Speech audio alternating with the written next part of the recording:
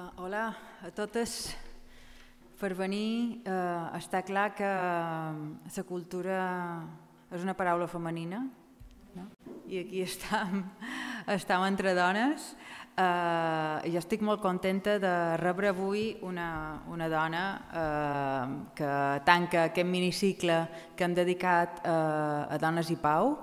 Varen començar parlant d'història, varen seguir parlant d'art i avui parlam de filosofia, de pensament, d'ètica, de la mà d'una de les grans pioneres, com veus aquí, Alice Boulding, i d'ella ens parlarà avui Irene Comins. Moltes gràcies, Irene, per acceptar la invitació de la universitat.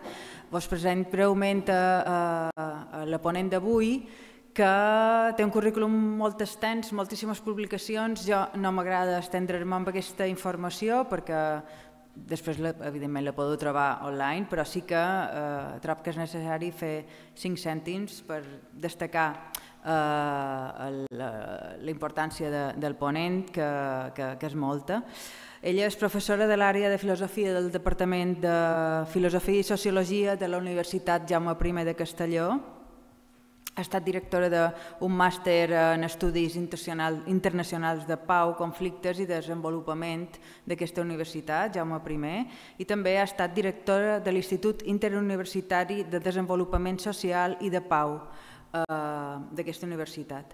Ella ha impartit docència d'assignatures com Filosofia de les Ciències Humanes i Socials, el grau d'Humanitats, estudis interculturals en el grau de Relacions Laborals i Recursos Humans i també introducció als estudis de pau i cultura en el màster universitari en estudis internacionals de pau, conflictes i desenvolupament. Ha treballat a diferents universitats, com per exemple a la Universitat de Bradford, al Regne Unit, i ha impartit conferències a moltes universitats, a Alemanya, també a Mèxic, a Colòmbia, i actualment investiga i publica sobretot sobre temes de pau, antropologia filosòfica, estudis de gènere, educació per la pau, epistemologia per la pau, i en uns moments com aquests, on tantes guerres són realitat, els informatius, els diaris, les xarxes de comunicació, les xarxes, penso que és un tema tan necessari parlar de pau des de molts aspectes i per això també hem volgut convidar a Irene. D'entre les seves múltiples publicacions destacam el llibre Filosofía del cuidar, una propuesta coeducativa para la paz, o per exemple Els pacifistes som els realistes. També, per exemple, diversos articles com Refundació de l'Agència d'Igualtat des de la filosofia del cuidar o Hacia unas masculinidades justas y cuidadoras, contribuciones antropològiques del cuidado a la paz. Sobre aquest tema del qual ens parlarà avui, té el capítol d'un llibre, Alice Boulding i la fundamentació epistemològica de la investigació, que és el treball que me va fer escollir-la a ella perquè avui estigués amb nosaltres. Moltíssimes gràcies una altra vegada, Irene, y te deixo la paraula. Muchas gracias. Muy buenas tardes. Quisiera empezar mi intervención dando las gracias a la vicerrectora Magdalena Brotons, del Vicerrectorado de Proyección Cultural y Universitat Oberta de la Universidad de les Illes Balears, por invitarme a participar en este ciclo de conferencias sobre mujeres y discursos de paz. En mi intervención me voy a acercar al trabajo de Alice Boulding, esta investigadora para la paz que nace en Oslo en 1920 y que ha tenido un papel fundamental en la consolidación de la investigación para la paz como disciplina científica a mediados del siglo XX. Es curioso que podemos rastrear a lo largo de la historia una vinculación entre mujeres y paz, que se manifiesta tanto en el plano simbólico como en el plano sociopolítico. En la conferencia anterior, por ejemplo, con María Elena Díez, habrán podido ver la vinculación entre mujeres y paz en el plano simbólico, en el arte. Pero también encontramos esa vinculación entre mujeres y paz en el ámbito sociopolítico. Hay diferentes explicaciones para esta vinculación. En general, hablamos de 4 grandes causas que podemos abordarlas luego, si quieren, en el turno de preguntas. ¿Por qué esa vinculación entre mujeres y paz? Pero la principal causa hay 4, decía, pero la principal causa, una que Boulding ya fue pionera en señalar, que Elise Boulding fue de las primeras en señalar, reside en la desigual distribución de los roles de género, según la cual a las mujeres se nos atribuye el rol del cuidar. Resulta que ese rol del cuidar, en el que nos preocupamos por el bienestar de los otros, de las otras, por la sostenibilidad de la vida, esa preocupación, ese compromiso que desarrollan las mujeres, lo llevan más allá de las paredes del hogar. Lo aplicamos más allá de las paredes del hogar. Así, en diferentes momentos históricos, a pesar de estar excluidas las mujeres durante mucho tiempo de la política formal, han participado activamente como agentes de la sociedad civil en la construcción de la paz, tanto en el activismo pacifista como también en el ámbito de la reflexión y la investigación para la paz, que va a ser hoy nuestro caso con Elise Boulding. Vamos a rastrear esa génesis de la investigación para la paz, una disciplina que en España es poco conocida porque llega a España en los años 90 del siglo XX, pero que lleva ya un recorrido desde los años 30 en el norte de Europa y en Estados Unidos. Es curioso que cuando se examina la genealogía de esta disciplina, la investigación para la paz como disciplina, la literatura académica al uso a menudo se concentra en biografías de hombres. El más famoso, igual han oído hablar de él, el sociólogo Johann Galtung, que además falleció más o menos hace poco y se le han hecho muchos recordatorios, muchos homenajes, pero Johann Galtung, Anatol Rapoport, John Burton, entre otros. Y como ocurre también en otras disciplinas, la contribución de las mujeres queda muchas veces invisibilizada. El objetivo de esta ponencia será poner en valor el papel fundamental de Elise Boulding en la configuración de la investigación para la paz como disciplina científica y destacar de su legado también algunas propuestas que me parecen totalmente vigentes y necesarias de ser revisitadas hoy en día en el objetivo común de la construcción de la paz. Las contribuciones de Elise Boulding son múltiples y poliédricas. Algunas personas la valoran y la siguen por sus trabajos sobre movimientos sociales y ONGs. Es la primera que investigó la génesis, ha hecho historia sobre, ha sido historiadora de los movimientos sociales, de las ONGs. Otras personas, sin embargo, siguen sobre todo sus contribuciones sobre las mujeres. Otras sus trabajos sobre educación. Lo que parece evidente en todas sus diferentes áreas de trabajo es que están interconectadas con el pacifismo. Y es que Elise Boulding formó parte de los movimientos de base que en el siglo XX darían pie a la investigación para la paz, a los estudios de mujeres y a los estudios de futuro, jugando un rol fundamental en cada uno de estos ámbitos, de estas disciplinas. En esta intervención abordaré sus principales aportaciones a cada uno de estos 3 ámbitos que Elise Boulding no concibe como disciplinas estancas, sino en interrelación. Seguramente habrán oído hablar de la investigación para la paz, espero que sí, de los estudios de mujeres también, pero estudios de futuro, no, ¿verdad? Esta sí que no ha llegado a España ni hace poco. Los estudios para la paz son recientes, pero estudios de futuro es algo que no conocemos mucho aquí. Bueno, antes de entrar en ello, vamos a revisar muy brevemente su biografía, ¿no? Ya que vamos a hablar de ella. Elise Boulding, a la sazón Elise Hansen, nació en Oslo en 1920. Sin embargo, cuando tenía 3 años, muy jovencita, su familia emigró a Estados Unidos porque Noruega tenía una crisis económica muy grande. Y será en Estados Unidos donde desarrolló su trayectoria vital en las 2 dimensiones que la caracterizan, como activista y como investigadora para la paz, como activista para la paz y como investigadora para la paz. Socióloga, ella era socióloga de formación. Elise dedicó los primeros años de su carrera al activismo social y pacifista. La ocupación de Noruega por los nazis en 1940 influyó fuertemente en su trayectoria como pacifista.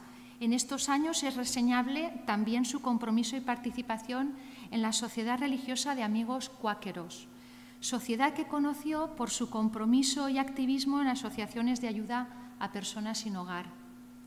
En la Sociedad de Amigos Cuáqueros conoció a su marido Kenneth Boulding y construiría con él una relación que ha sido fundamental para la génesis de la actual investigación para la paz. Kenneth Boulding es también uno de esos autores muy reconocidos. Cabe destacar asimismo de esa época su intenso activismo social en WILF. No sé si conocen WILF. WILF es Women International League for Peace and Freedom, la Liga Internacional de Mujeres por la Paz y la Libertad, una liga que fundó Jane Addams en 1915 y de la que Alice Boulding fue elegida presidenta internacional en 1967. Y les digo también, por si les interesa, además que todas aquí ya veo que somos mujeres, WILF está WILF España, por si les interesa y quieren ser miembros de mujeres comprometidas con la paz y la libertad. A mediados de los años 60, tras más de 20 años de dedicarse intensamente al activismo, retornó a la universidad para obtener el doctorado. Se doctoró en Sociología en la Universidad de Michigan y empieza entonces su faceta como investigadora y profesora universitaria, aunque siempre en combinación con ese activismo que ya lo llevaba en sangre. Primero como profesora en el Departamento de Sociología de la Universidad de Colorado y más tarde como directora del Departamento de Sociología en Dartmouth College. Alice Boulding desarrolló programas de estudios para la paz en ambas instituciones. Y es que en esos años asumió un papel protagónico en la creación de programas y de instituciones que darían forma a lo que hoy en día conocemos como Peace Research o investigación para la paz. Así, por ejemplo, en 1964 fundó IPRA, el International Peace Research Association, la Asociación Internacional de Investigación para la Paz, IPRA, fundada por ella, de la que ocupó el cargo de secretaria general en 1989. Esta intensísima trayectoria de activismo y de investigación para la paz la hizo merecedora de diferentes reconocimientos y fue nominada para el Premio Nobel de la Paz en 1990. Lo ganó Gorbachev. Bueno, no podía ser, pero para que vean que el reconocimiento, ¿no? Fue nominada al Premio Nobel, ¿no? Bueno, como señalábamos, Alice Boulding destacó por sus aportaciones en 3 disciplinas pioneras, ¿no? La investigación para la paz, los estudios de mujeres y los estudios de futuro. Empecemos con sus contribuciones a la investigación para la paz, en la que me voy a detener más.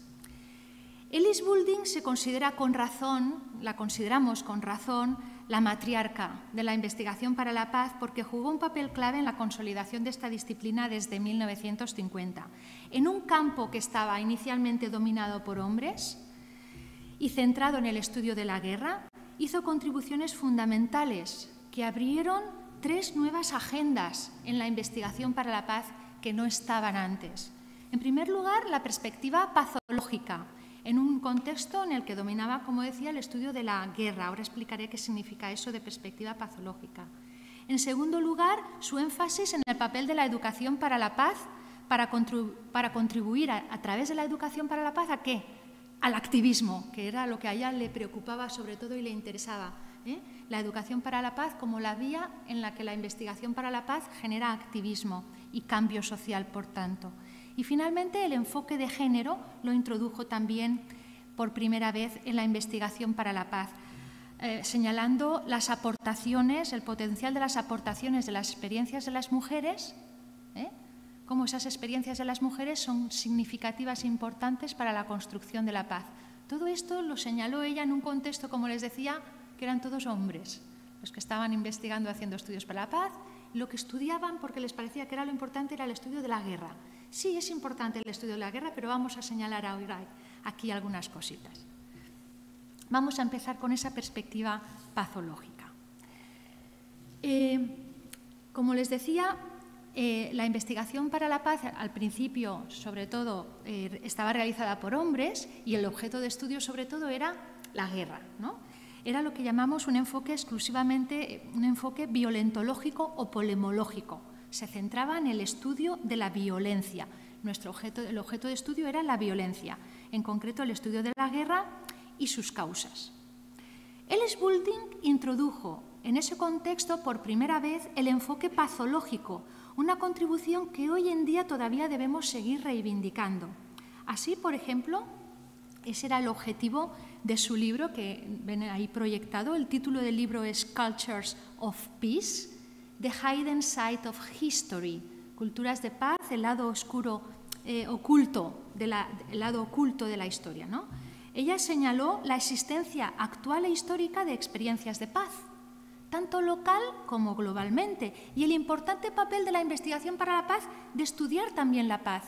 Es decir, tenemos que estudiar la guerra, por supuesto, y no vamos a cuestionarlo, es fundamental. Estudiar la guerra y la violencia para analizarla, diagnosticarla, visibilizarla y denunciarla. Y de hecho, esa perspectiva crítica o violentológica sigue siendo la línea de trabajo hegemónica en estudios para la paz. Pero también es importante investigar la paz, ya que además el nombre es investigación de la paz, ¿no? Tendremos que investigar la paz si queremos saber hacia dónde queremos ir o cuál es la alternativa, ¿no? Entonces, ella decía que es importante visibilizar esas experiencias de paz y analizarlas para aprender de ellas y multiplicarlas. Según Ellis Boulding, para construir la paz debemos aprender en primer lugar de lo que esos hidden spaces, esos lugares ocultos, pueden enseñarnos. Que a veces esos lugares ocultos son los lugares que ocupan las mujeres, de ese espacio privado, de como mediadoras en los hogares, etcétera, etcétera. Vamos a ir viéndolo. La investigación para la paz tiene, por tanto, desde entonces, con Ellis Boulding, esas dos grandes perspectivas o líneas de trabajo. La perspectiva crítica o violentológica, que tiene como objeto de estudio la violencia y es un trabajo importante de visibilizar, analizar y denunciar los diferentes tipos de violencia directa, estructural y cultural que existen, ¿vale? Y eso podríamos decir que la investigación para la paz lo está haciendo bastante bien. Hemos llegado a ser muy listos en saber lo mal que está todo. Pero ¿y eso cambia las cosas? Queremos también cambiar, queremos también transformar, queremos buscar justamente la paz, ¿no? Entonces, esta segunda línea de trabajo, que no es tan hegemónica, la introdujo Ellis Boulding, la introduce Ellis Boulding en España, aparece hace nada. Esta segunda línea, la pazológica, decide tener como objeto de estudio la paz. Y la propuesta va a ser que tenemos que combinar ambas líneas de trabajo. Como objeto de estudio la paz en dos sentidos. Como ven, ahí hay dos puntitos. Por un lado, visibilizando y analizando las experiencias de paz, así como las competencias humanas para hacer las paces. La paz, lamentablemente, ha estado ninguneada, no la hemos escuchado. Tendremos que hacer un esfuerzo para visibilizarla, analizarla. Por ejemplo, ahora se está haciendo un esfuerzo muy grande desde el ámbito de la historia. Cómo la historia ha sido muy violentológica. Nos hemos centrado en las violencias, en las guerras, ¿verdad? Pero ha habido a lo largo de la historia también grandes experiencias de paz que debemos de hacer esa genealogía para poder decir, oye, que no tenemos excusa, mira, también supimos hacerlo de otra manera, podemos reproducir aquello, ¿verdad? Les cuento, por ejemplo, un caso dentro de la historia, la prehistoria, la paleoantropología. La paleoantropología, tradicionalmente, ¿verdad?, que habíamos aprendido que nuestros primeros antecesores, los primeros homínidos, eran muy violentos. Eran muy violentos, ¿por qué? Porque nos ha quedado ahí la punta de lanza. Justamente es que la punta de lanza ha pasado el tiempo, ¿verdad?, y no se ha deteriorado, y ahí está. Eran muy guerreros, eran muy violentos los seres humanos. Bueno, pues ahora estamos descubriendo que no. Ahora estamos descubriendo otra parte, otra cara, a través del estudio de los huesos que nos quedan de los primeros homínidos.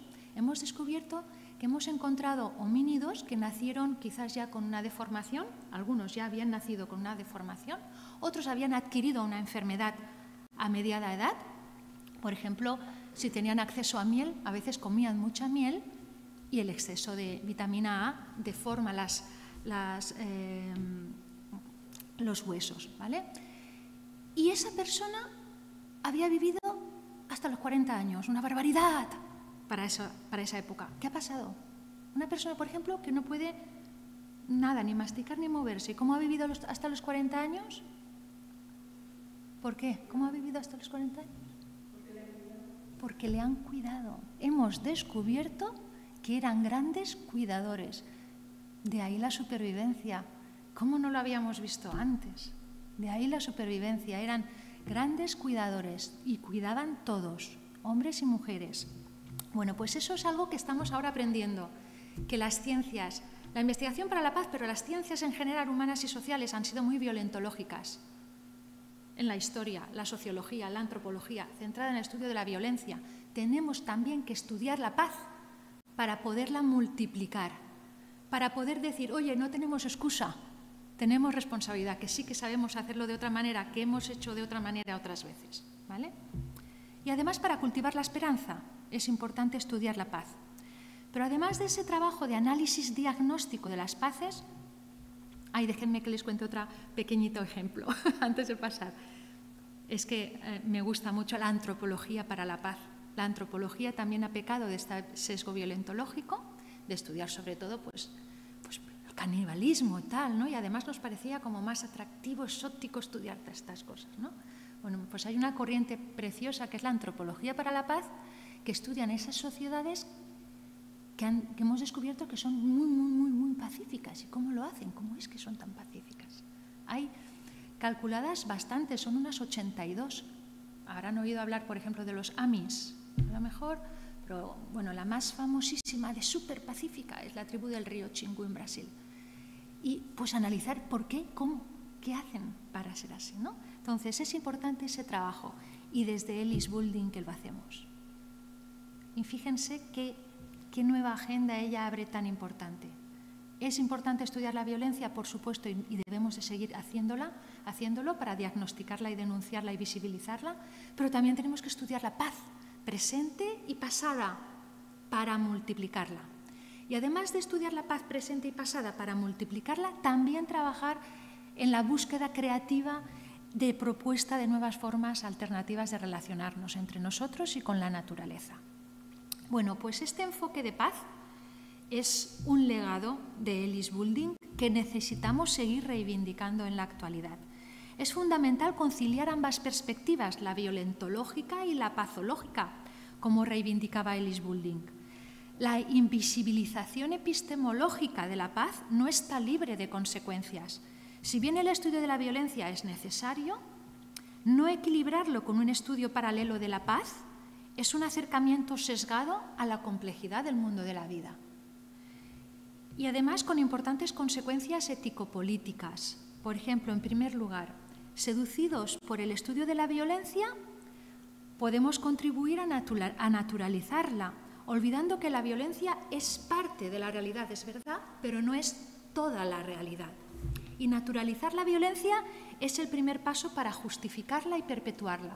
Es decir, si en los libros de historias yo solo visibilizo la violencia, yo puedo llegar a concluir, es que es natural, es que no es posible otra cosa, ¿verdad?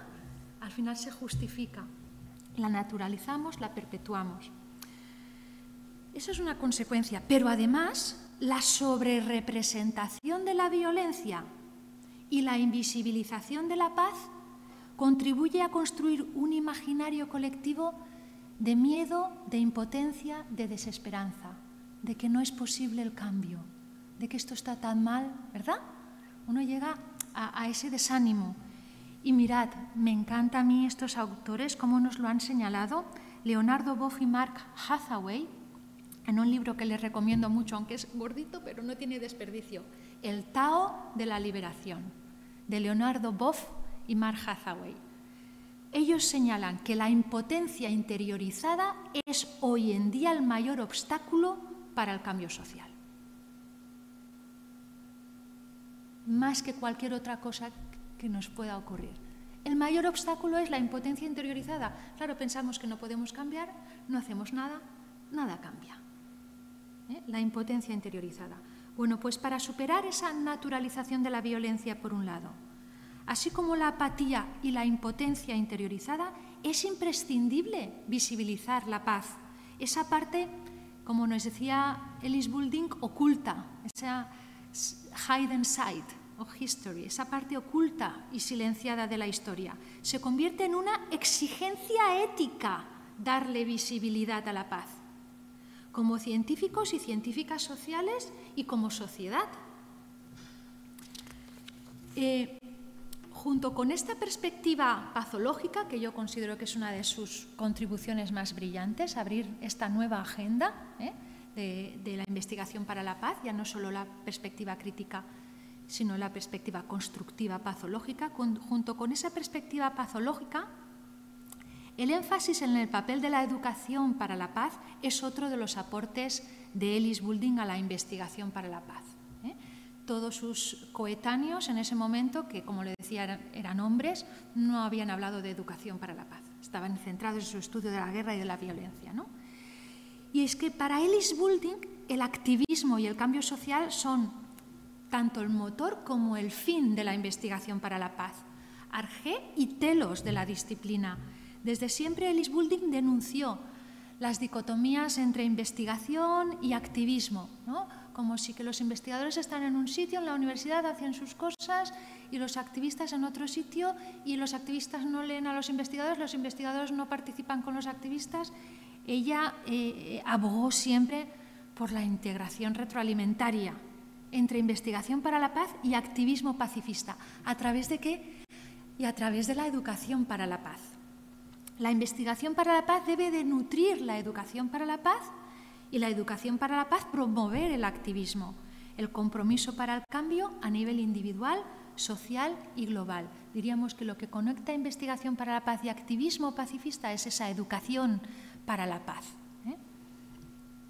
Un activismo que a su vez, ese activismo pacifista también va a orientar las agendas de los objetivos futuros de la investigación para la paz. La investigación para la paz se nutre de ese activismo pacifista. La vida de Ellis Boulding fue un intento constante de integrar la investigación, la educación y el activismo para la paz, tres ámbitos que consideraba como esencialmente iguales en importancia. Una frase que ella utilizaba mucho, casi como un mantra, es "Pacifism is not passivism". Pacifismo no es pasividad o pasivismo, sino que el pacifismo significa actuación, participación, creatividad, transformación, cambio social. No es algo estático, la paz, no es hacer nada, no, todo lo contrario, ¿no? Una imagen está dramáticamente opuesta a la realidad, la de la paz como algo pasivo, ¿no? La paz es proceso, exploración, creatividad. La educación para la paz, informada por la investigación para la paz, es la herramienta para promover y difundir ese activismo, tanto a nivel individual como colectivo. El cambio social que la educación para la paz debe promover, ese cambio social que la educación para la paz debe promover, está vinculado para Ellis Boulding especialmente con la comprensión de la diversidad y la creación de una cultura cívica global. Este tema de la diversidad era para ella lo más importante, como bien anuncia el título de su libro Building a Global Civic Culture. Lo siento mucho, como ven por los títulos, es que no se han traducido. Ahí está parte de su invisibilización. Sus obras no se han traducido todavía al español. Para Ellis Boulding, la convivencia en la diversidad es una parte fundamental de la paz. De ahí ese construyendo, ¿no?, una cultura cívica global, ¿no?, y ese compromiso con la diversidad. De hecho, ella definía el concepto cultura de paz como el abrazo comprensivo y respetuoso de la diversidad. Qué bonito, ¿eh? Cultura de paz, ¿qué es la cultura de paz? Una cultura en la que yo abrazo respetuosamente, de manera comprensiva y empática, la diversidad. En ese objetivo de construir una cultura cívica global, la educación para la paz deberá contemplar y cultivar tanto contenidos cognitivos como actitudinales. Por cierto, si voy muy rápido me dicen, levantan la mano y paramos. Estoy repasando un poquito así como sus grandes aportaciones, ¿no?, en estas disciplinas, pero pueden interrumpirme o luego al final preguntan y abundamos más en algún punto, ¿vale? Bueno, como decía, la educación para la paz para Ellis Boulding es fundamental porque es la vía para promover el activismo. Una educación para la paz que tiene, sobre todo, el compromiso de educar para esa comprensión intercultural, para ese abrazo de la diversidad. Pionera en hablarnos de educación para la paz, pionera porque era además la única mujer y tampoco los hombres, ninguno habló de la educación para la paz en ese contexto. Y ella decía que esa educación para la paz tenía que tener esas dos cosas, contenidos cognitivos y contenidos actitudinales. Y en los contenidos cognitivos, mirad qué curioso, y además casi que es un cliché hablar de esto, pero parece que sería verdad. En Estados Unidos, la poca cultura en geografía y historia de otras culturas, ¿no?, que tienen, ¿no? Ella, Elise Goulding, consideraba necesario mejorar la enseñanza de geografía y de historia de las diferentes culturas. Estos contenidos son necesarios, conocer geografía, conocer historia de las otras culturas. Esos contenidos son necesarios para evitar lo que Edward Said denominó mucho más tarde, más adelante denominó el choque de ignorancias. No sé si habrán oído hablar de Edward Said o del choque de ignorancias. ¿Habrán oído hablar? Ah, sí. Qué interesante, qué interesante. A mí me encanta esta propuesta que Edward Said contrapone a la de choque de civilizaciones de Huntington, ¿no? Ese Huntington que nos dice que es irremediable y que tal, y que vamos a chocar. Y Edward Said dice, no hay tal choque de civilizaciones. Lo que hay es choque de ignorancias, porque al menos que conozcamos ya un poquito, empecemos a aprender. Exacto, muy bien, ese es. Sí, es estupendo. Sí, exacto. Sí. Sí. Exacto. Como los habíamos estereotipado y en lo exótico y lo tal, pero que tiene que estar, por tanto, sometido, ¿no?, a la racionalidad occidental y tal. Muy bien. Edward Said, efectivamente es este señor. Me encanta este concepto de choque de ignorancias porque alude a esa importancia del conocimiento, ¿no?, de otras culturas. El conocimiento de las relaciones históricas entre las culturas es, en ese sentido, fundamental para construir una cultura cívica global.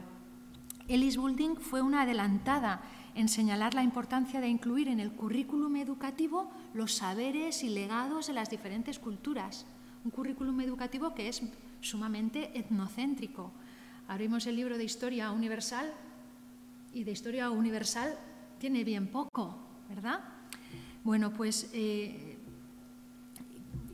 como decía, Elise Goulding, pionera en señalarnos esto, que luego sí que ya más autores y autoras han señalado. Me gusta también mucho, por ejemplo, Martha Nussbaum. Martha Nussbaum, en su obra El cultivo de la humanidad, justamente defiende esto, la importancia que en la educación se incorporen saberes de otras culturas, ¿no? Elise Goulding, pionera en apuntar hacia estos contenidos. Pero también, además de contenidos cognitivos, contenidos actitudinales y procedimentales. Así, por ejemplo, a Elise Goulding le preocupaba abordar correctamente las visiones intolerantes y la crispación que a menudo se dan en los debates sobre paz, feminismo o diversidad cultural. Ella dice, tenemos que aprender a qué ocurre cuando hablamos sobre estos temas de paz, feminismo, diversidad cultural. A veces hay visiones intolerantes, ¿no? Dice, pues tenemos que aprender a dialogar con estas otras voces, o a saber dialogar sobre estos temas, dice. Ella participó en diferentes iniciativas, una que se llamaba Project Listen, Proyecto Escucha, que promovía el diálogo entre personas con valores opuestos, escuchando lo que tienen que decir, realizando las entrevistas de modo que se propicie entre todos los participantes poder ver las cosas en más profundidad, un proceso lento que necesita de mucha paciencia y que la educación para la paz debería tomarse más en serio como una competencia a desarrollar. Esa capacidad de escucha, no claro a escuchar al que te dice lo que te gusta, sino al que no, y en cómo reaccionar y cómo dialogar. La escucha atenta, paciente, empática, tenía para Elise Goulding un poder muy relevante que aprendió ella. Esto le viene de su vinculación con los cuáqueros. Bueno, pues junto con la perspectiva pazológica y el énfasis en la educación para la paz, la incorporación de la perspectiva de género fue la otra gran contribución de Elise Goulding a la investigación para la paz. Y además es que la citamos como realmente pionera, estaba solita. Luego ya más tarde, en los años 80, se incorporan muchas mujeres a la investigación para la paz. Betty Reardon, Brigitte Roccoon, muchas autoras, Sarah Rudik, pero cuando ella empezó era la única mujer. Esta incorporación que ella hizo fue pionera, la del enfoque de género, que además lo incorporó el enfoque de género a la investigación para la paz, siguiendo esa perspectiva patológica que habíamos señalado y que le caracterizó. Así, ella fue pionera en señalar las contribuciones de los saberes y experiencias de las mujeres a la construcción de la paz. Desde entonces, el enfoque de género en la investigación para la paz reproduce las dos grandes líneas de trabajo, patológica y violentológica de la disciplina. La violentológica analiza, visibiliza y denuncia la situación de subordinación que sufren las mujeres y de negación de sus derechos y de diferentes tipos de violencia. Sigue siendo esta la línea hegemónica dentro de estudios de género y paz, la de la violentológica, igual como es la hegemónica también en general, dentro de estudios de género en paz también es la hegemónica y importantísima y necesaria, ¿no? Analizar, diagnosticar, visibilizar y denunciar los diferentes tipos de violencia que sufren las mujeres, pero también está la perspectiva, la línea de trabajo que les decía, patológica. La perspectiva patológica dentro de género arranca de la convicción de que la experiencia de las mujeres en la historia es un legado imprescindible que ha alimentado valores de paz y de sostenimiento de la vida. Una experiencia que debe de ser visibilizada y analizada para que podamos reconstruir desde ella los valores propios de una cultura de paz. En un campo dominado por hombres, Ellis Boulding fue pionera en defender la inclusión de las ideas y las contribuciones de las mujeres a la investigación para la paz. Su investigación sobre el papel de las mujeres en la construcción de la paz precede el trabajo, como les decía, sobre las capacidades de las mujeres para el cuidado y la paz que desarrollarían posteriormente muchas otras autoras. La socialización y la praxis del cuidado, como tienen ahí el cuidado, por parte de las mujeres, ha brindado a las mujeres oportunidades para aprender habilidades necesarias para construir un mundo mejor. Lo que hacemos nos hace. El tipo de actividades que desarrollamos hace que desarrollemos un tipo de capacidades para hacer esas actividades. ¿Qué habilidades, qué capacidades hacen falta para cuidar? A ver, les pregunto, ¿qué hace falta para cuidar? ¿Qué valores tendría que tener o habilidades o capacidades alguien que cuida? La empatía, fundamental, si no soy capaz de ponerme en el lugar del otro. La paciencia. Y la paciencia hace falta para todo en la vida, pero la paciencia hace falta mucho para cuidar. El sentido de responsabilidad. Responsabilidad viene de responder. El compromiso, la escucha.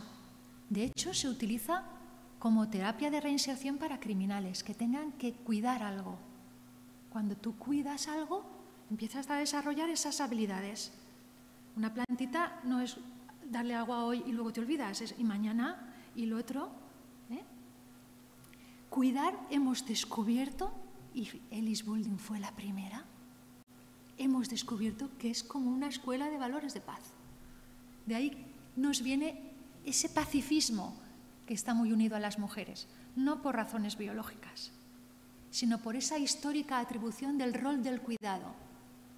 Resulta que hemos descubierto que una cultura de paz es una cultura del cuidar. Así lo señala, de hecho, Betty Reardon. Como decía, la paciencia, la escucha, el diálogo, la empatía son habilidades necesarias para el cuidado y son también habilidades necesarias para la paz. Betty Reardon, muchos años más tarde, y a partir de los años 80, diría esta famosa frase, ¿no?, de que una cultura de paz es una cultura del cuidar. Lo que hacemos nos hace, y la práctica del cuidado por parte de las mujeres ha hecho que las mujeres desarrollen habilidades que son de paz. Casi ha sido como una sorpresa que hemos descubierto esto. ¿Cómo es que las mujeres son más pacíficas? Y se debe a esto. Y es que, como señala Ellis Boulding, y cito literalmente, lo tienen también en la diapositiva, el conocimiento de las mujeres y sus mundos de experiencia las han equipado para funcionar creativamente como trabajadoras para la paz en formas en que los hombres no han sido capacitados por sus conocimientos y experiencias. Esto obviamente puede cambiar. Compartir en mayor medida los mundos de experiencia entre hombres y mujeres será un importante paso para el desarrollo humano. Si bien el rol del cuidado ha servido históricamente para mantener a las mujeres subordinadas al espacio privado, resulta que los valores y competencias vinculados al cuidar son un legado para la construcción de la paz. De ahí que Elise Goulding abogue por rescatar el cuidado, pero no como rol de género. No es que queramos rescatar el cuidado para que las mujeres cuiden más. No el cuidado, por ejemplo, como autosacrificio, no. Queremos rescatar el cuidado no como rol de género, sino como valor humano para todas las personas. Se trata de desgenerizar el cuidado para generalizarlo. Además, el cuidado nos define como especie. El mismo Heidegger señalaba que es la característica ontológico-existenciaria fundamental, el cuidado. Miren por qué, y me detengo aquí, hago un pequeño paréntesis antes de seguir. Nosotros somos, también lo decía esto Miguel de Unamuno, somos el mamífero vertical. Somos mamíferos, ¿verdad? Pero somos bípedos. Bueno, pues eso del bipedismo ha tenido un gran impacto para la hominización, ¿no? Para que nos transformáramos en homínidos, para que tuviéramos las manos libres, pudiéramos hacer herramientas, para una serie de cosas. Pero resulta que el bipedismo ha hecho que las hembras mujeres tengan las caderas más estrechas. Y nuestras crías tienen que nacer antes de hora. Un cervatillo nace y al poco tiempo ya casi camina un poquito, ya así, ¿verdad? Ya es un cervatillo. El ser humano cuando nace no tiene ninguna de las características que como especie nos define. Ni somos bípedos, ni tenemos lenguaje. ¿Necesitamos qué? El cuidado, pero de una manera radical, que ningún otro ser vivo necesita, tanto como el ser humano.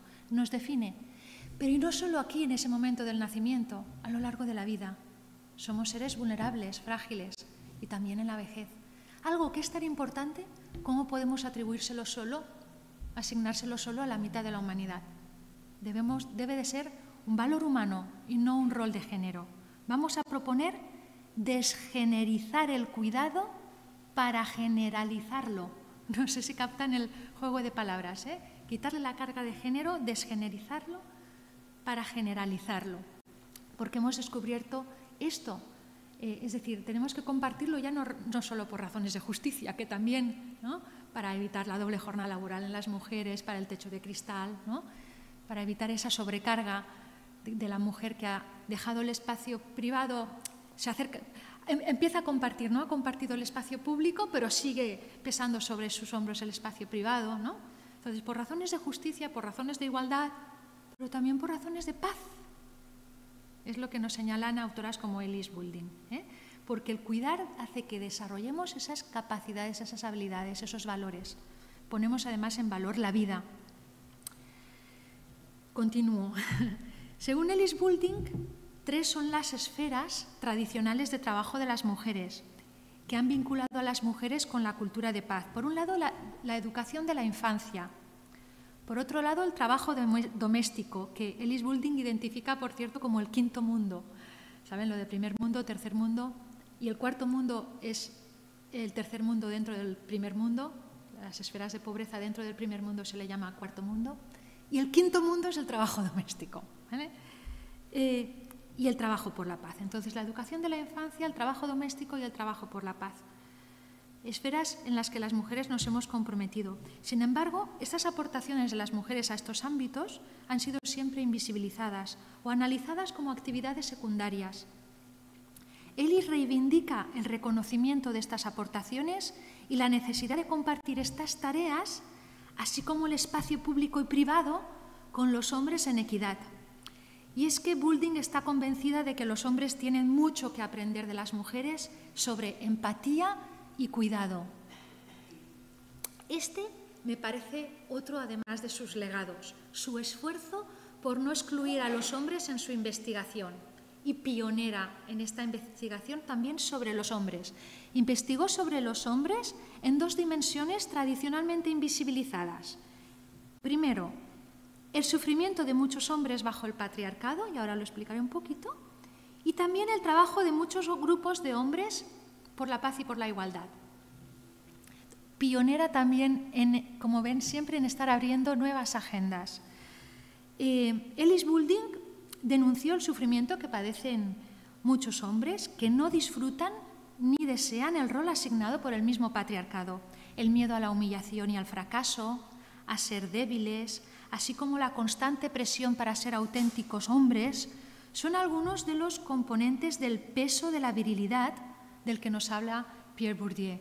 Ese peso de la virilidad que al final es como una losa, ¿no? El hombre siempre tiene que estar demostrando su masculinidad. Además, los hombres experimentan una mayor presión por el grupo de iguales respecto al rol de género que las mujeres, sobre todo en la adolescencia, y están sometidos a una socialización en un estilo agresivo de dominación masculina. Hay hombres que intentan cuestionar esta identidad masculina impuesta por el patriarcado, pero otros encuentran una salida más fácil pues, a través de la violencia, que se convierte en una forma, según Ellis Boulding, de encarar la inseguridad masculina. Esto fue una línea de trabajo, ella señalando esto. Y otra línea de trabajo vinculada también con los hombres era, y es muy reseñable, es el trabajo de visibilización que hizo Ellis Boulding de los movimientos de hombres por la igualdad y la paz. No sé si han oído hablar del movimiento de las nuevas masculinidades. Bueno, en España hace nada que ha aterrizado, pero desde los años 70 existe este movimiento. Desde ese inicio del movimiento de las nuevas masculinidades en los años 70, Ellis Boulding analiza el trabajo de asociaciones de hombres como el National Organization of Men Against Sexism, que fue la primera de todas las organizaciones, la más antigua de asociaciones de las nuevas masculinidades, o el Men Overcoming Violence, y no solo en Estados Unidos, estudió a lo largo en todo el planeta, en Australia, Men Against Patriarchy, entre otras. Tiene además todo esto recogido y publicado, es muy interesante este análisis. Y ella señala cómo muchas veces los hombres necesitan escuchar todas estas críticas sobre el propio patriarcado y sobre los roles de género masculinos desde otros hombres. Y de ahí el papel importante que tiene este grupo de las nuevas masculinidades, ¿no? Si quieren podemos hablar más sobre esto luego, pero me parece reseñable que Ellis Boulding empezara en su investigación a analizarlo. Además de incorporar el enfoque de género a la investigación para la paz, Ellis Boulding también contribuyó paralelamente al surgimiento de un nuevo campo de estudios que son los estudios de mujeres, sí que este más conocido, ¿verdad? Por ejemplo, en su obra en 2 volúmenes, The Underside of History, Ellis analizó los roles de las mujeres en la historia, desde la prehistoria hasta la actualidad, The Underside of History, muy recomendable. Pero además de este estudio de los roles de las mujeres a lo largo de la historia, también estuvo interesada en el estudio de la genealogía del feminismo, a ver cuándo empieza ahí el feminismo, ¿no? Y es reseñable su rigurosa y detallada también investigación sobre los movimientos de mujeres por la paz en el siglo XIX y en el siglo XX. En ese sentido, a Ellis Boulding le gusta señalar que el feminismo pacifista precedió al desarrollo del feminismo más especializado de la igualdad, más especializado o más acotado de la igualdad. En el siglo XIX aparecen grupos transnacionales de mujeres preocupadas por la situación de vulnerabilidad y pobreza de las personas más pobres de la sociedad, preocupadas por las peligrosas condiciones laborales, los bajos salarios o las malas condiciones de vivienda y de acceso a la sanidad. Mujeres que proyectaban la preocupación por el bienestar y el cuidado de los demás, más allá de las paredes del hogar, como decía, al espacio público. Sin embargo, tras algunas décadas de activismo, de feminismo pacifista, al respecto, se dieron cuenta que ellas también estaban necesitadas de ayuda, pues no podían actuar de forma independiente contra las injusticias sociales y económicas, porque, por ejemplo, no tenían estatuto de ciudadanía y no podían votar, ¿no? De ahí emergió un sentimiento de sororidad que conduciría al nacimiento del movimiento sufragista y ya a las diferentes manifestaciones del feminismo de la igualdad. Pero ella señala cómo el feminismo pacifista es anterior al feminismo de la igualdad. Bueno, pues junto con La investigación para la paz, ya nos acercamos ahora a esta disciplina que sí que decían que no conocían, ¿no? Los estudios de futuro.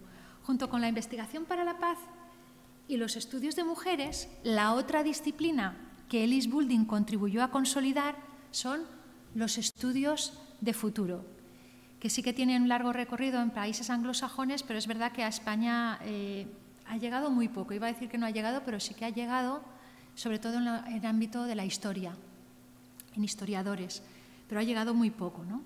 Inspirada por la obra del historiador Fred Pollack, diríamos que fue el que la inspiró a ella para acercarse a este ámbito. Si Jane Addams fue su inspiración para el ámbito de las mujeres, Fred Pollack sería el que la inspiró, sobre todo el libro de Fred Pollack, The Image of the Future, inspiró a Ellis Boulding a acercarse a este campo de estudio innovador que son los estudios de futuro.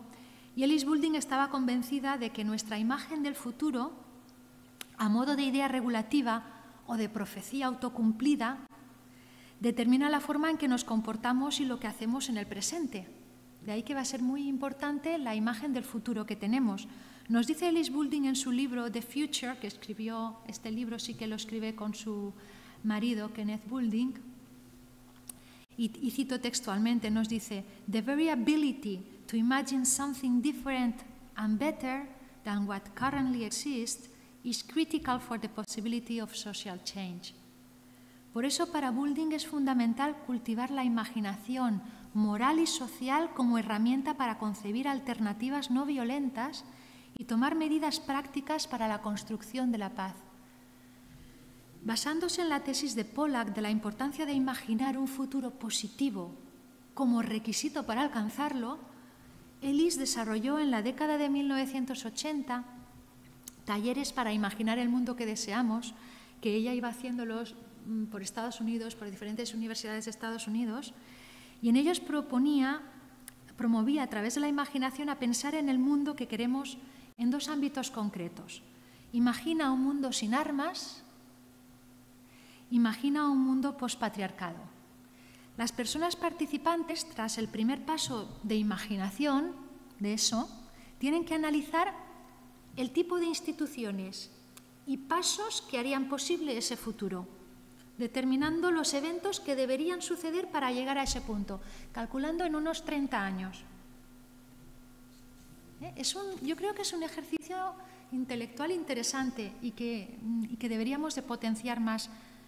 Los estudios de futuro son capaces de trascender la separación entre cientificidad y normatividad, porque aplican el método científico al estudio de cómo transitar del ser al deber ser. Vamos ahí a ponernos. Vale. Algo que es sumamente interesante en el objetivo de la investigación para la paz, ¿cuál es el objetivo de la investigación para la paz? La transformación social.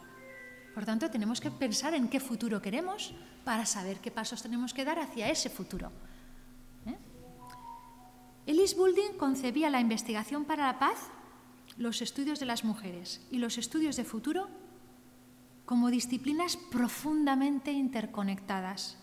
En concreto, es interesante la intersección de los estudios de futuro con la perspectiva patológica de la investigación para la paz. Como habíamos comentado al inicio, la perspectiva patológica analiza las paces ya existentes y trabaja además en la propuesta creativa de nuevas formas de relacionarnos entre nosotros y con la naturaleza. Algo, esto último, que se vincula con el campo de trabajo de los estudios de futuro.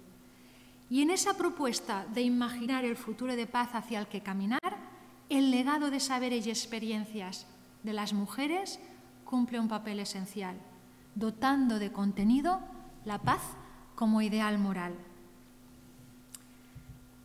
Ellis Boulding, matriarca de la investigación para la paz, fue capaz de conjugar investigación, activismo y educación para la paz, y fue pionera en el reconocimiento del papel de las mujeres en la construcción de la paz, abriendo camino para muchas investigadoras para la paz que han continuado su trabajo.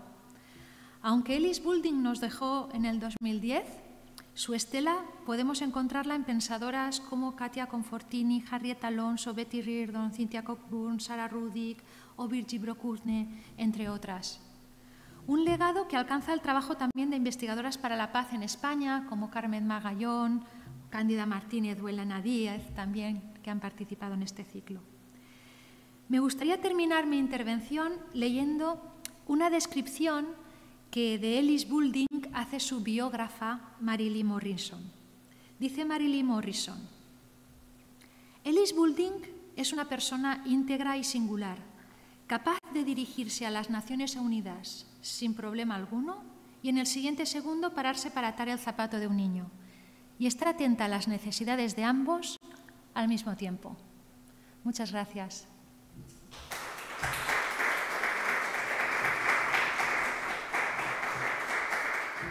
Si quieren alguna pregunta.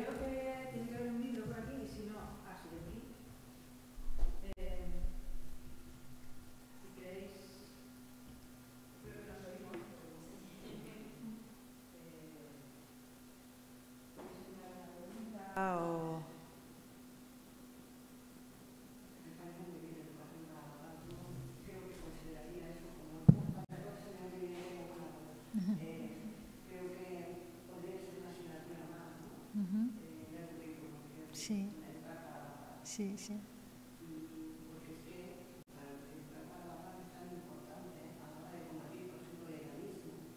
Ajá. Sí. Sí. Sí.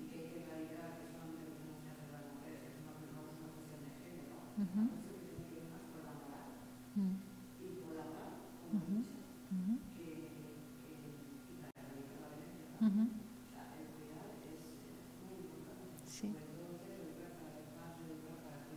Sí, sí.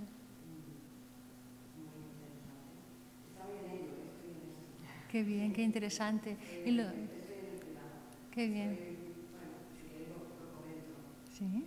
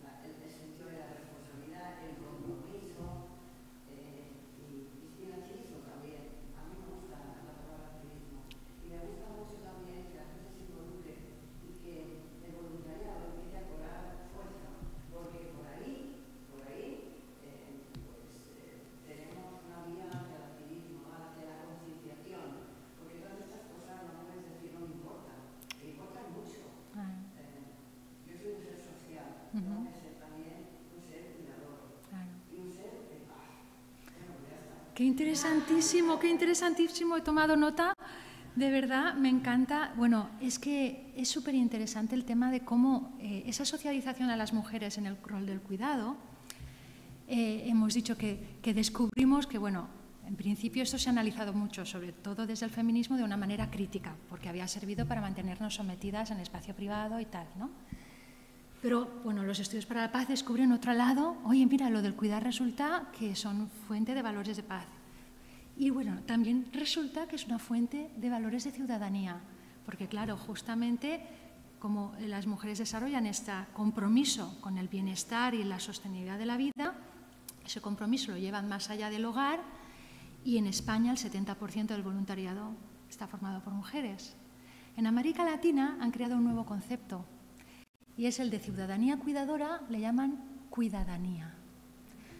Joan Tronto le recomiendo mucho y seguramente a lo mejor ya la conoce. Joan Tronto es la que más ha trabajado esto del cuidado y la ciudadanía. Ella define, ¿qué es la ciudadanía? Ciudadanía es cuando nos involucramos en acciones de cuidados de unos a otros y a la naturaleza. Entonces se está resignificando y revitalizando el concepto de ciudadanía. Un concepto de ciudadanía que antes, el tradicional, partía mucho de una visión del sujeto atómico, individual, que solo reivindica sus derechos, a un concepto vinculado, porque cuidar habla de vínculo, conectado, comprometido con el otro, relacional, y que se preocupa no solo por sus derechos, sino también por sus deberes o responsabilidades. De ahí lo de cuidadanía. Me encanta, me encanta. Y ahora lo que queremos, y nos parece muy importante, es que esto también lo vivan así los hombres. Y yo creo que es fundamental a través de la coeducación, ¿no?, transmitir el cuidado dentro del currículum como un valor humano, ¿no?, esa coeducación en el cuidar, pero también me parece importante esto que hizo Elis Boulding hace tanto tiempo, y es poner en valor y visibilizar esos pequeños, que es verdad que son minoritarios, pero que están de grupos de hombres por la paz y la igualdad. Porque yo creo que puede animar, puede ser buen ejemplo, puede ser multiplicador para otros hombres. Creo que tenemos que visibilizar y poner en valor esas pequeñas prácticas. En España no se conoce tanto como nuevas masculinidades, sino como grupos de hombres por la igualdad. Curiosamente hay bastantes en Andalucía, yo no sé en las islas. ¿Aquí también? Mira qué bien. No sé qué número de integrantes, pero... Bueno, pues además es que resulta que el cuidar no solo es... Aquí estamos hablando más que nada por la paz, ¿no?, por los valores de paz que promueve, pero cuidar además para los hombres es fundamental también para ganar autonomía. Tenemos que dejar de ser dependientes las mujeres económicamente de los hombres y los hombres dependientes de las mujeres de los cuidados. Y de hecho muchas veces se analiza cómo la violencia doméstica, por ejemplo, se desata cuando el hombre siente que va a perder ese control de todo ello, ¿no? Y la violencia es una manera de tener eso controlado. Entonces, ese autocuidado que las mujeres hemos aprendido y que nos hace poder enfrentar las situaciones de soledad o de viudedad mejor que a ellos, es algo que ellos también ganarían, ese autocuidado. Pero y también en felicidad, porque resulta que el cuidado es una carga si no se comparte, pero si se comparte y se hace bien el cuidado también es muy felicitante, es una fuente de autosatisfacción, de autoestima, de ganar dignidad. Entonces es algo que ellos ganarían, es decir, muchos son los beneficios de que todos, hombres y mujeres, compartamos en igualdad el cuidado. El cuidado es una fuente de motivación incluso para vivir. Mira, hay un libro de Toussaint Todorov que se titula Frente al límite y él estudia los campos de concentración y cómo en los campos de concentración las personas que tenían a otras personas a cargo sobrevivían más. No me puedo permitir decaerme, no me puedo permitir suicidarme, no me lo puedo permitir porque alguien necesita de mis cuidados. Es una fuente de resiliencia, cuidar. Yo te quería, bueno, se me ocurren muchas preguntas, pero una que además ahora la has mencionado así de pasada, es si Elis Boulding, que supongo que sí, pero desconozco, claro, en estos planteamientos que a nivel teórico son muy obvios, pero ¿qué papel juega la economía dentro de este esquema, ¿no? De, por ejemplo, en propuestas para el futuro, en el diálogo? Es que al final, claro, yo pienso, particularmente que seguramente la democracia es el menos malo de los sistemas políticos, pero que al final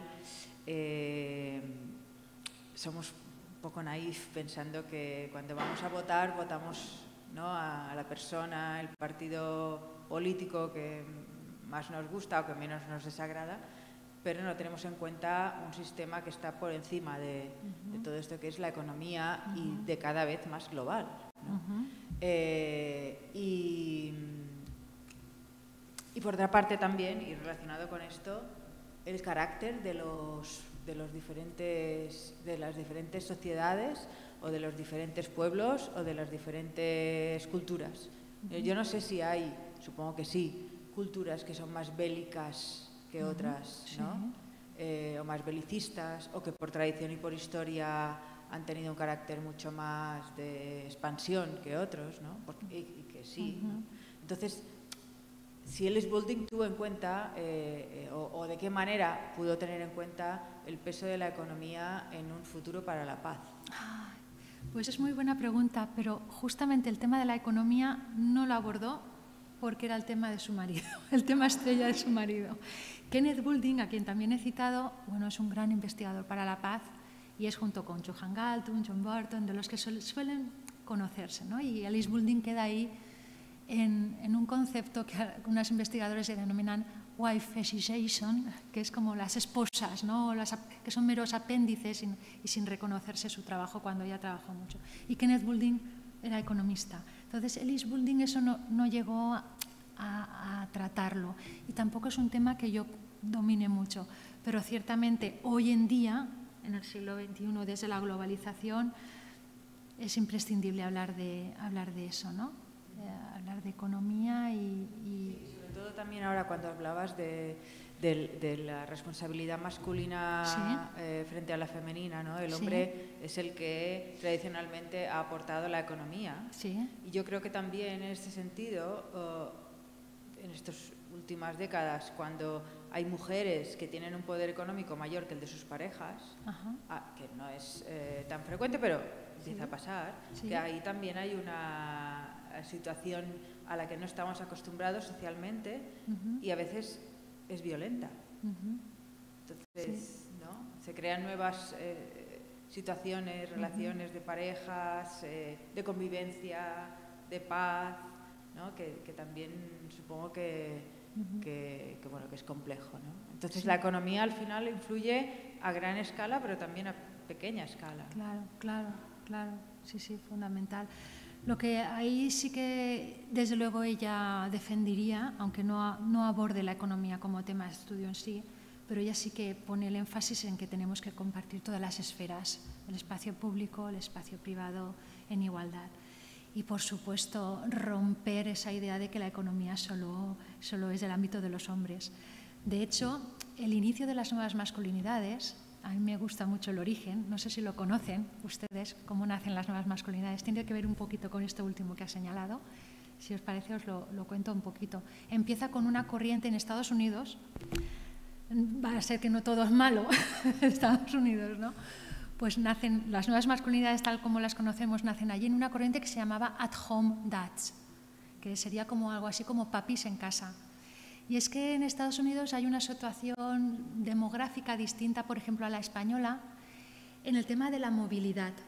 En España, por ejemplo, tenemos todo un fenómeno social que son los abuelos y las abuelas, porque nosotros trabajamos habitualmente en España cerca de donde hemos nacido. No hay apenas movilidad. Hemos nacido en un sitio, hemos estudiado en ese sitio y trabajamos en ese sitio, por tanto vivimos cerca de nuestros abuelos y abuelas. Madres y padres, abuelos y abuelas de los niños pequeños, ¿no? Todo un fenómeno social muy estudiado, el tema de los abuelos y abuelas, su contribución al cuidado de los nietos. En Estados Unidos no. En Estados Unidos hay mucha movilidad y muchas veces uno estudia en un sitio muy lejos de donde ha nacido y luego vive en otro distinto de donde estudió y de donde nació.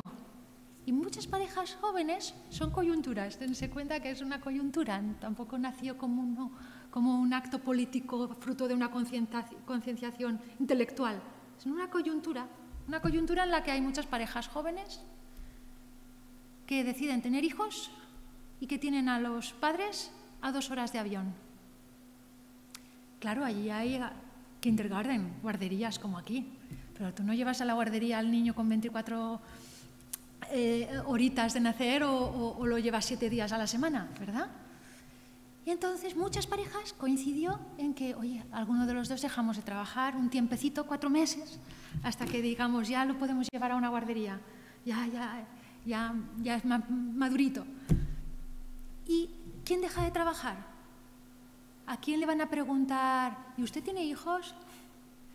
¿Quién a lo mejor ha estudiado? Muchas veces ya son ellas las que han estudiado, tienen estudios universitarios, tienen un trabajo que no quieren perder y ellos a lo mejor trabajan en el sector industrial, pueden entrar y salir del trabajo de manera más fácil.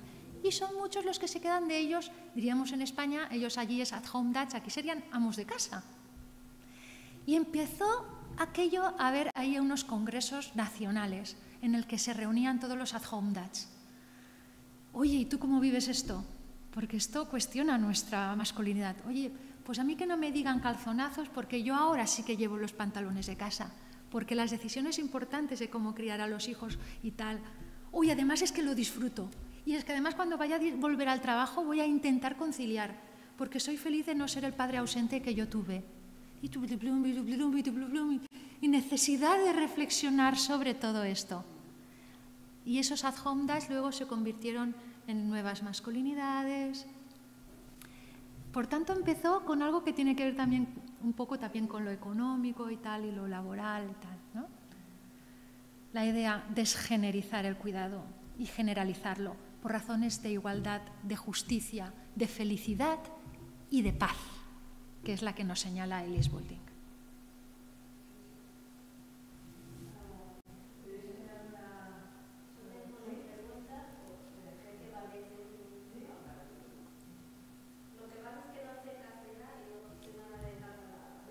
Vale.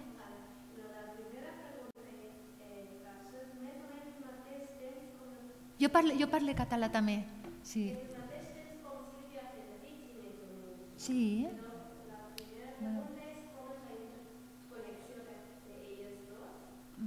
la segunda pregunta es la imaginación del futuro. Sí. En la literatura ya es movimiento de la utopía, ¿no? Sí.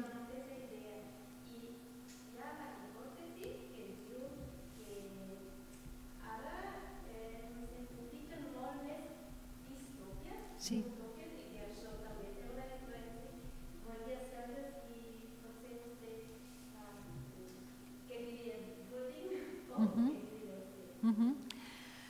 Bueno, pues lamentablemente Elise Goulding, la verdad que sí que su trabajo, aunque ella tenía ese gran compromiso con el abrazo de la diversidad, no dejaba de ser un poquito eurocéntrico, occidental.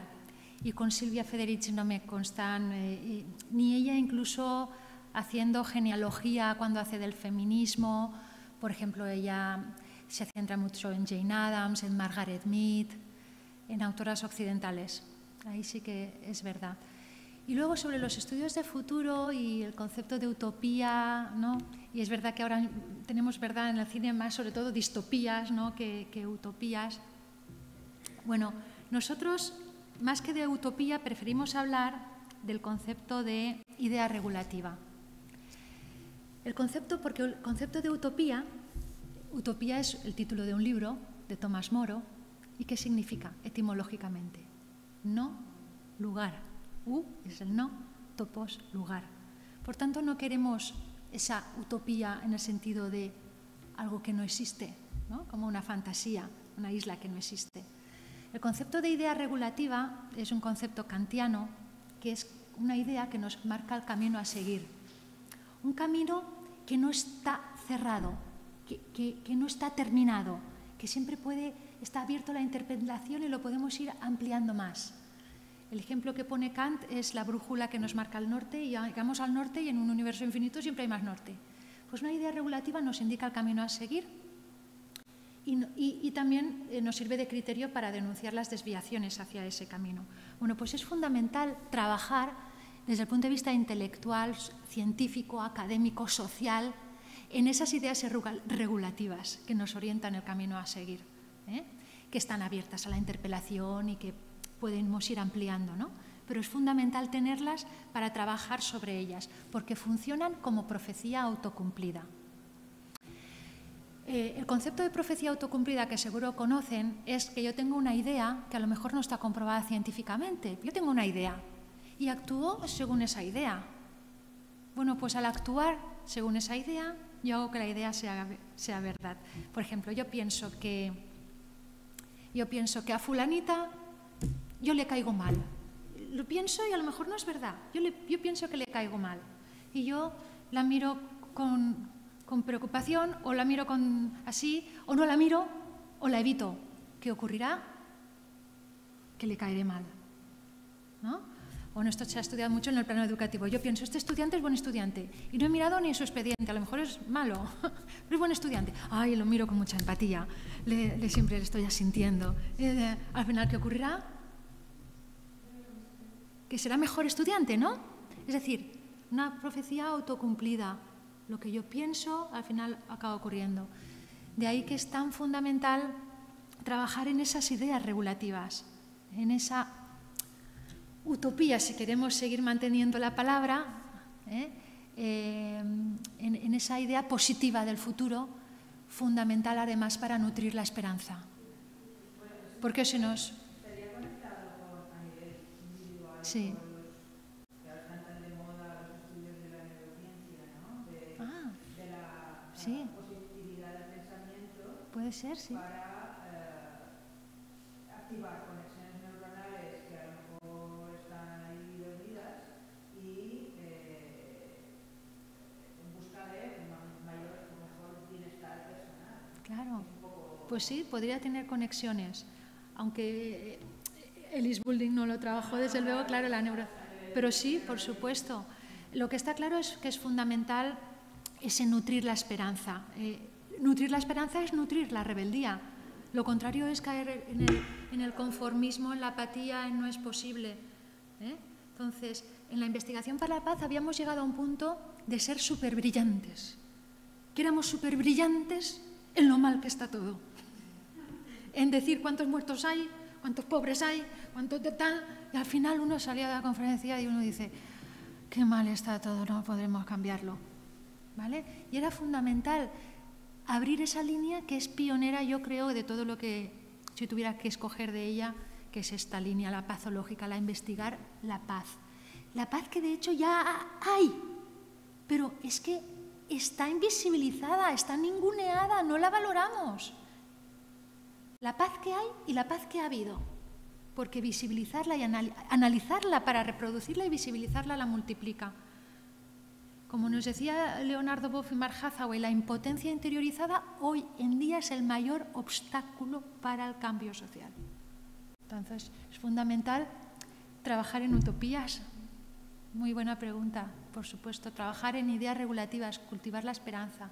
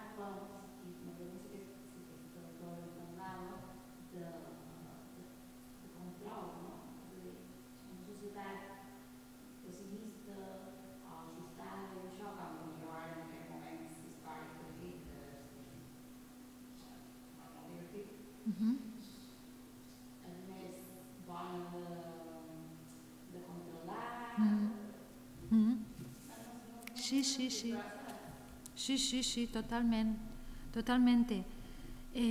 Claro, una sociedad... me estaba apuntando para que no se me olvide, lo digo ya. Te recomiendo un libro que se titula Donde no habite el miedo. Donde no habite el miedo, de Federico Mayor Zaragoza y María Novo. Es un poemario, pero es poemario tipo Eduardo Galeano y tal, poemas críticos, tal. Donde no habite el miedo. Claro, una sociedad con miedo es una sociedad mucho más fácil de controlar y de someter.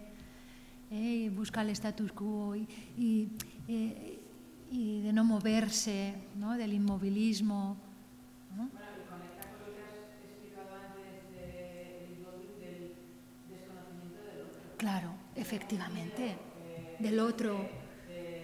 Una persona que es de otra raza o otra religión, que no la conoce. Claro. Dices, sí somos iguales y tal, ¿verdad? Y luego, muy importante la pregunta también, porque está también detrás de algo muy actual, que es el aumento en la carrera armamentística. Y no hay nada peor, si estamos hablando de construir la paz, que la carrera armamentística. Nunca, eso no es el camino para la seguridad, sino es el camino para la inseguridad. Les recomiendo de verdad que lean a Berta von Suttner. Berta von Suttner, la primera mujer que ganó el Premio Nobel de la Paz, antes que Marie Curie, Premio Nobel, la primera, y fue de la Paz, Berta von Suttner, Abajo las armas. Se lo recomiendo mucho. Ella señala cómo a lo largo de la historia ha habido una militarización de las mentes, que está también vinculada con una cultura del miedo y tal, de manera que cuando sea necesario de repente en una guerra o tal, sea fácilmente ya justificable, ya tal, ¿no? Pero claro, aquí está también la economía. También. Yo en la economía es que flojeo, no me preguntes de eso. No, porque Sí, sí, por supuesto. Ahora que eso es la economía. Sí, sí. desmonta, ¿dónde es que está la base? En Málaga o en Roca, en Roca. Tenemos una producción armamentística muy importante. España, sí, sí. Estamos entre los 5. Sí, claro. Y esos poderes fácticos están ahí detrás de la construcción luego de los discursos para esa militarización de las mentes, ¿no? Para que eso lo aceptemos, claro.